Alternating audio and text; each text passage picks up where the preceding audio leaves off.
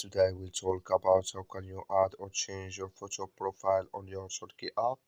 We're going to figure out the solution or know how you can do that on your app. So you just follow this ways, then it's going to work with you.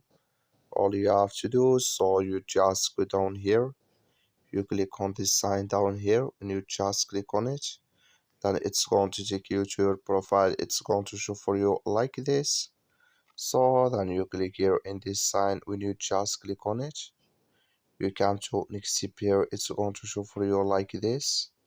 You just click here on this camera here.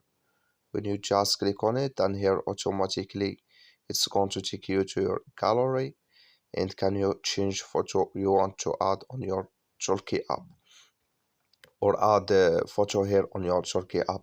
So that's all you have to do. I wish you know you I get it. That's all. Thank you for watching. Don't forget to support us by liking and subscribe.